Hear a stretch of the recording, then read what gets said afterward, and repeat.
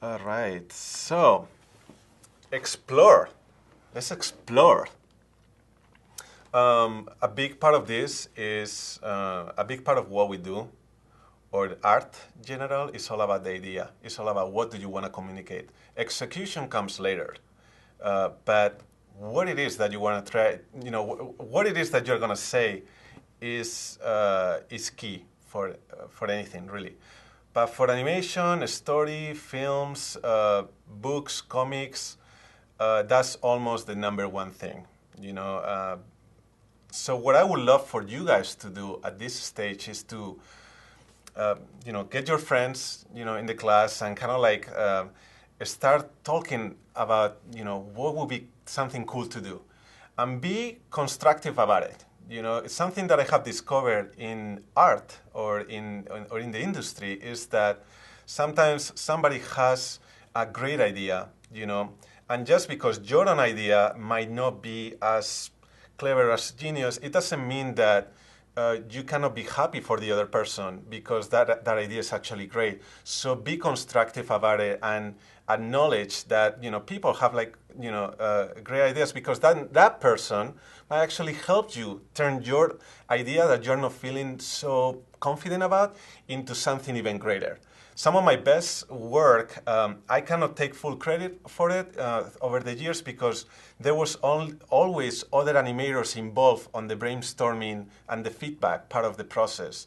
So, when I look at certain shots that I have done in some movies, I will always have that other animator in my head, like, well, that part actually, that came from that one animator, and it helped that shot to be way better.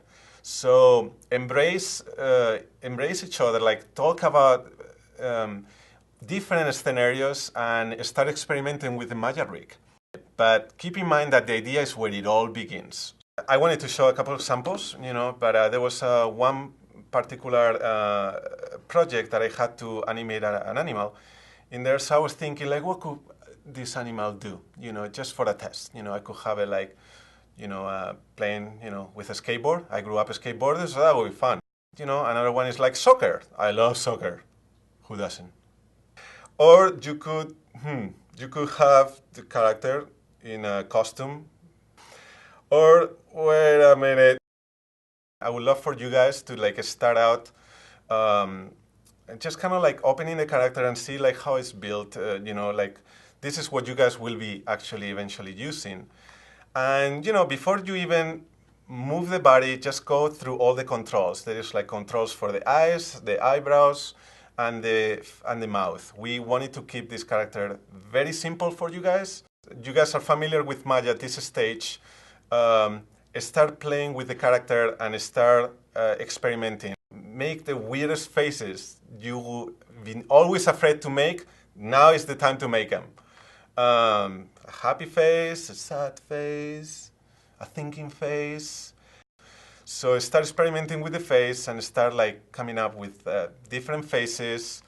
And then once you do that, then grab the model and grab the body of the character, and now start experimenting with some of those faces that you have done with a tilt. It's not the same that I'm making a thinking face straight on to the camera, but how about if I just go like, and I'm giving it like a little tilt. Do that with the model. So like, it's not the same that I'm looking at the camera like this, that I'm looking at the camera like that. What is one telling me versus the other one, or this one, or this one. That's me this morning. My main point of the entire class is have fun with it. To finish this section, I wanted to show some things that I have recorded in the past just to learn how certain objects move. Let's say that you want to animate this robot. Let's say that you want to animate it like it's made out of rubber. So then I would want to study how, rubber, like a rubber wheel, moves. So I would just like bounce the rubber. I really hurt myself in there. It really hurt. Learn from, movies, For expressions, Charlie Chaplin was a great example of very clear, defined expressions. He had the thick eyebrows, He had like the mouth, very expressive face. You could tell exactly what he was thinking even though you're watching a silent movie. So study it and continue having fun.